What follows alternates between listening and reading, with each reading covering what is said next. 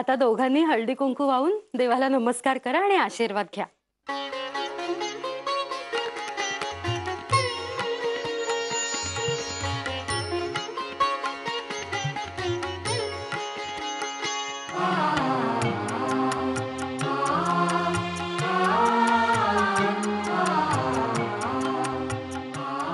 यमुना,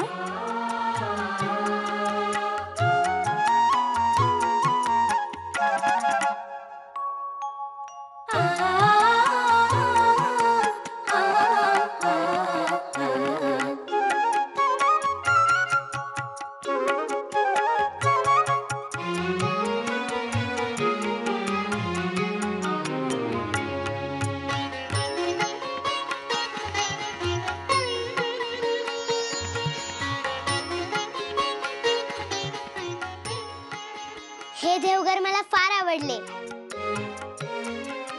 आमच्या घरी ना रोज पहाटे मी देवपूजेसाठी फुले वेचते, अगदी परडीभर.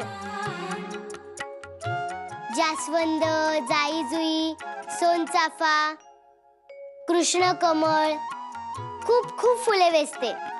आपल्याही दारात आहेत हो फुलझाडे. बरे झाले हो, आता इथेही फुलं वेचायचं काम तूच कर. आता हे तुझेच देवघर आहे बरं का. पूजा येते ना करावयास. हो, मी रोज माझ्या घरी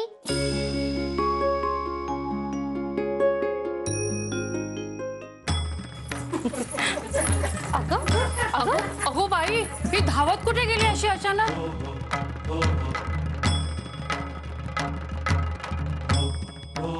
अगोचरपणा कुठला. जने जा पटकन बघ. नानू, तुला मसाल्याचे दूध आणायला सांगित.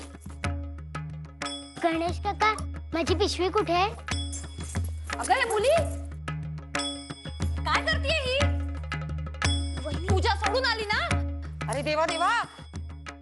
ओम गं बाई, गणपतये नमः. अगो अगो बहिणी, अहो.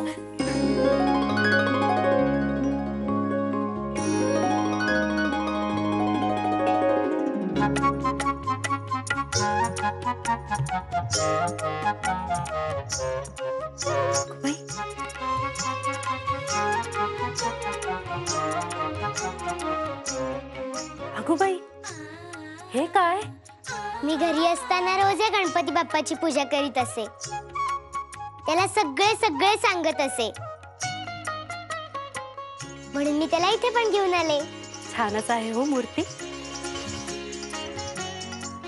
आपण उद्याच गुरुजींना विचारून देवात ठेवून देऊ. बरे. माई, तांदूळाचं ताट तयार आहे बरं. काशीबाई, जरा तांदूळाचं ताट इकडे आणून ठेव बरं. माधवा, आता तुझ्या अंगठीने सुनबाईंचं नाव लिही तांदूळावर. बरे, ठेवा. माधवा, आता तुझ्यापाशी असलेली अन्नपूर्णेची मूर्ती या तांदूळाच्या ताटात ठेव.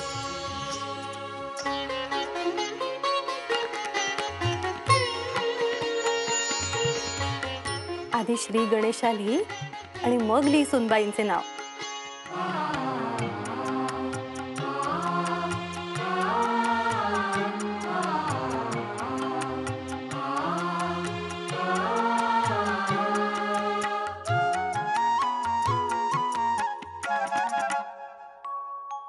आता अंगठीने सुनबाईंचे नाव लिहितोयस ना त्यावर.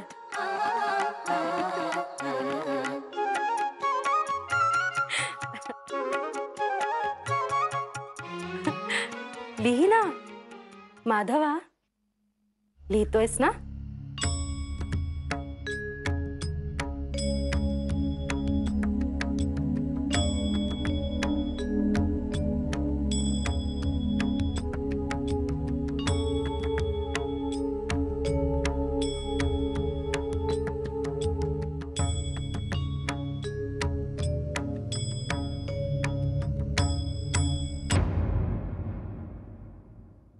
अरे काय नाव लिहिलंयस ते सांग तरी तिच्या कानात. सांग ना.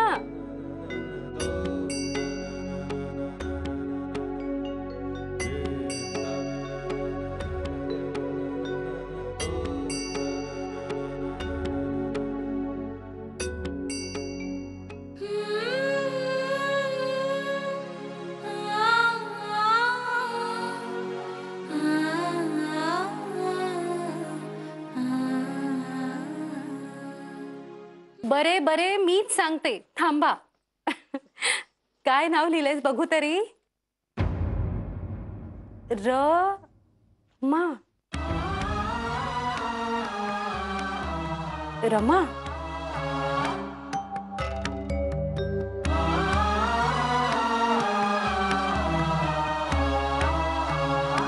रमा.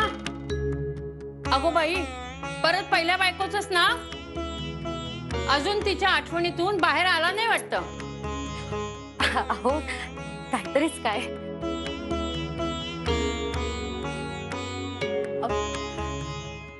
यमुने. रमा. रमा नाव ठेवले तुझे हो. म्हणजे बघ, पहिल्या बायकोचे नाव तुला देऊन पहिल्या बायकोचाच मान त्याने दिलाय तुला. समजले.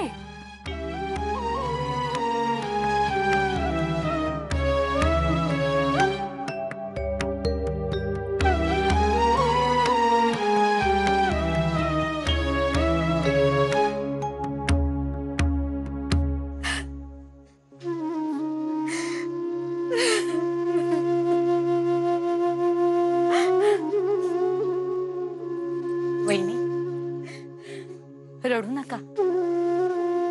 आज लग्न झालंय आपल्या यम्मीचं. वंस, सगळे ठीकठाक असेल ना हो? सगळं ठीकठाक होईल. अहो माय नसली तरी मावशी आहे ना तिच्या सोबत. होय हो, पण ती मंडळी पुण्याची. यमीची त्यांची गाठभेट सुद्धा नाही. संकोचली असेल हो पोर. पण यमुना किती लाडकी आहे हे ठाऊक आहे ना. सगळ्यांना आपलेसे करून टाकले असे. सासरच्यांनाही अगदी तसेच करू. हो हो, त्या ते करतीलच. पण काही म्हणा, घाई झाली मामांजींची एवढे मात्र खरे. आता त्या रानड्यांकडच्या बायका आपल्यापैकी पाहिल्यात का कुणी? नाही ना. अगो त्यात काय वेगळे असायचे. जशा आपण तशाच त्या. अहो पण आपण पाहिल्या असत्या तर एकेकीच्या स्वभावाचा अंदाज काढला असता. म्हणजे कसं, कुणी तोंडाळ आहे, कुणी खाली मुंडी पाताळ धुंडी आहे, कुणी अगदीच भोळसट आहे, की कुणी कुचके बोलणारी आहे, एवढंच. हे असे बोलून माझी चिंता का वाढवते सरस्वती? तसे नाही हो सासूबाई. म्हणजे वंसांना सूचना देता आल्या असत्या, कोणाशी कसे वागा, कोणाशी कसे वागा, इतकंच. आपली यमी तशी हुशारच आहे हो. आणि तसे नमुने इथेही आहेतच की. उगाच माझ्यावर घसरू नका हा. मी वंसांशी चुकूनही वाकडे वागलेले नाही. तू सरळच आहेस हे सगळ्यांनाच ठाऊक आहे हो. माझ्याच मेलीची जीभ धारधारे नुसती. असो वहिनी, यमीने नशीब काढले हो. मंडळी चांगली शिकली सवरलेली, अब्रुदार आहे. दागिन्यांनी मढवली असेल होतीस. हो ना. लुगड्या दागिन्यात हरवून गेली असेल का आपल्या आठवणींनी रडत असेल कोण जाणे. कोणी करवली देखील नाही पाठराखणीला.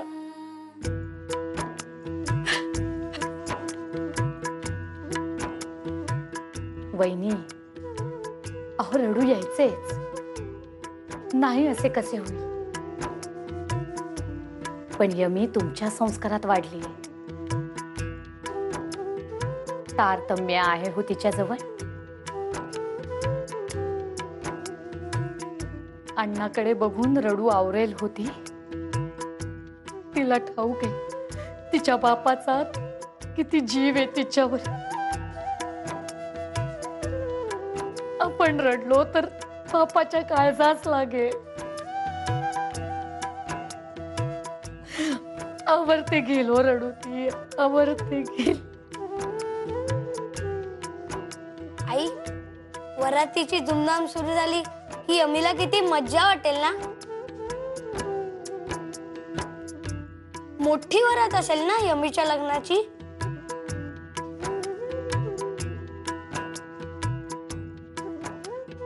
आई, पाहिलेस का कोण आले आहे तुला भेटावयास. ही आपल्या माधवाची बायको रमा. अक्षवंत. तिचे देखील नाव रमाच ठेवले का रे माधवा? उत्तम उत्तम. आम्ही आलोच.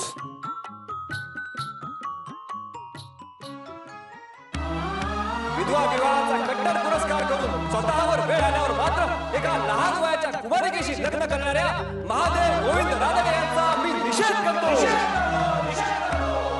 बोलणाऱ्या सुधारकांचा हे कसले सुधारक? हे तर नुसते बोलके ढालके. पळपुटेपणाची तुमची ही कृती तुम्हाला जन्मभर छळतच राहील आणि आमच्या निषेधाच्या घोषणा तुमच्या कानात घुमत राहतील.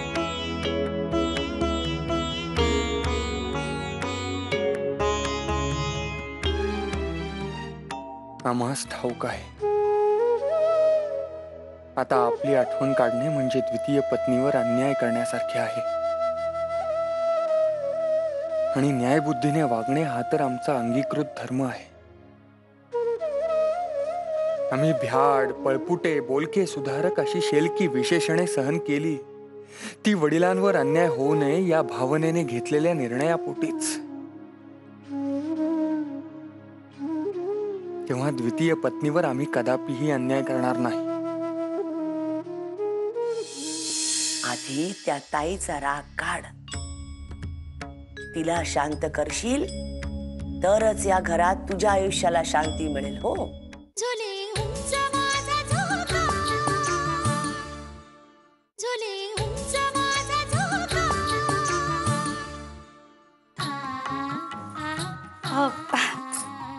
रमे, ही माझी आई म्हणजे तुझी आजी.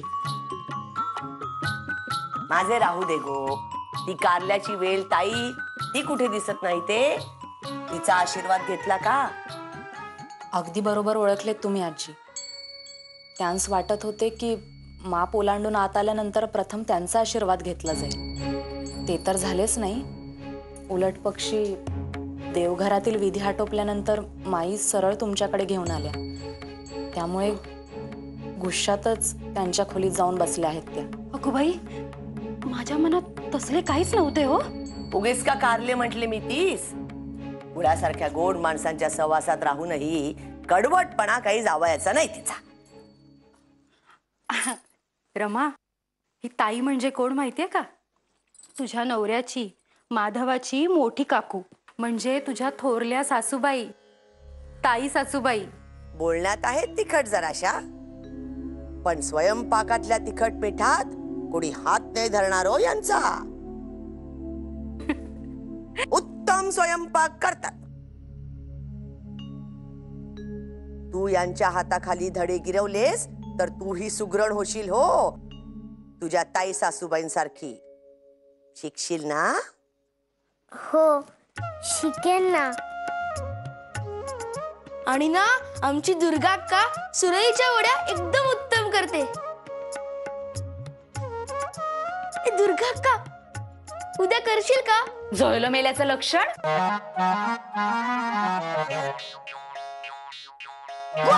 जळलं मेलीचं लक्षण केलीस ना शिवाशिव.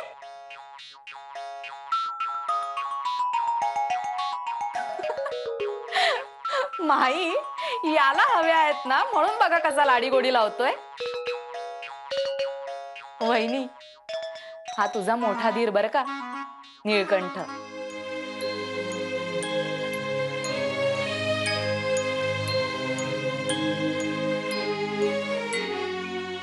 आम्ही याला आबाच म्हणतो. आणि मी माधव दादाची धाकटी बहीण. पण मला वंस म्हणायच्या ऐवजी दुर्गाक्काच म्हणत जाओ. हे आपले बरे सुटसुटीत. ते आपले बरे सुटसुटीत. अरे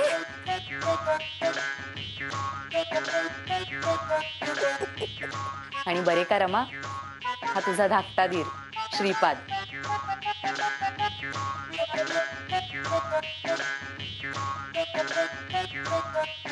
म्हणजे बाबा. याचे अभ्यासात लक्ष कमी, इतर बाबींमध्ये जास्त.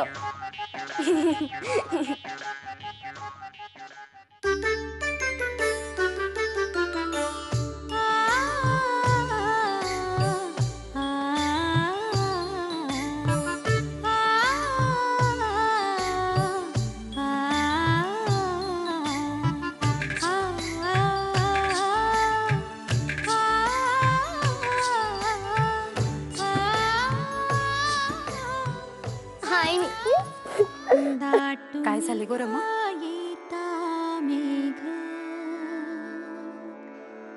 भरे आकाश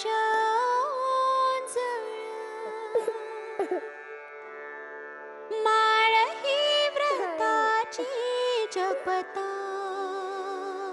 आईची आठवण आली. झाले घराचे देव येणारच. पोटात कसे गलबलते ते ठाऊक आहे हो मला. आईची आठवण आली ना की तडक माझ्याकडे यायचं धावत.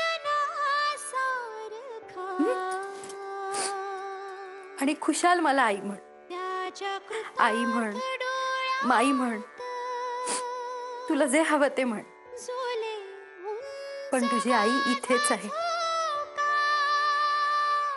याच घरात, असे समज.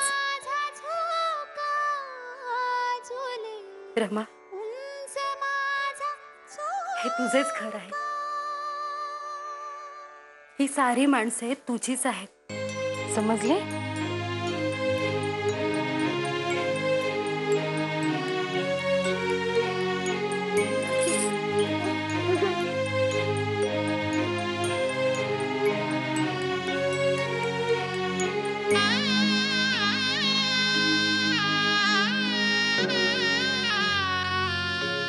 शाणे माझी पायकी.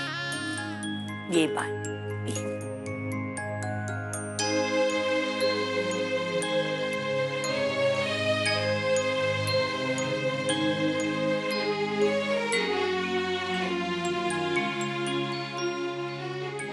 आधी त्या ताईचा राग काढ. तिला शांत करशील तरच या घरात तुझ्या आयुष्याला शांती मिळेल. हो,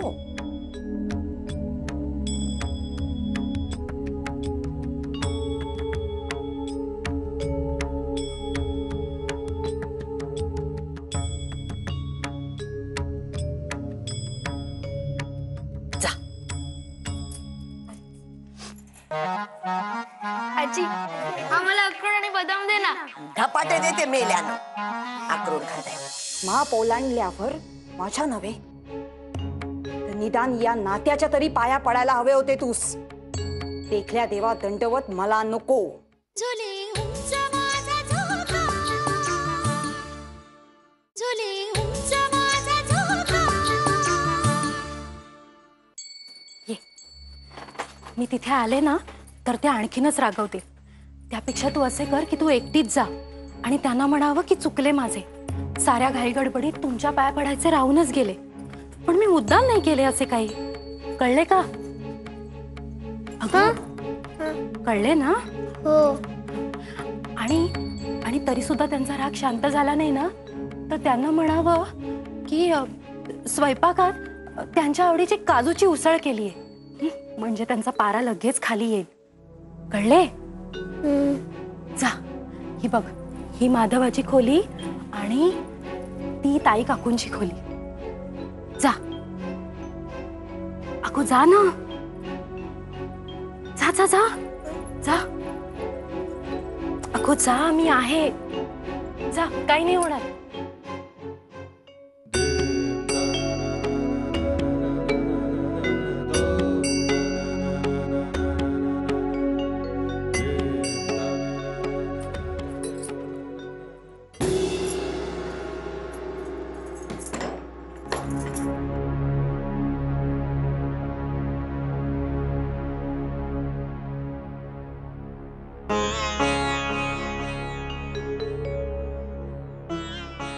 थांब तिथेच. काही गरज नाही आत यायची. ताई सासूबाई,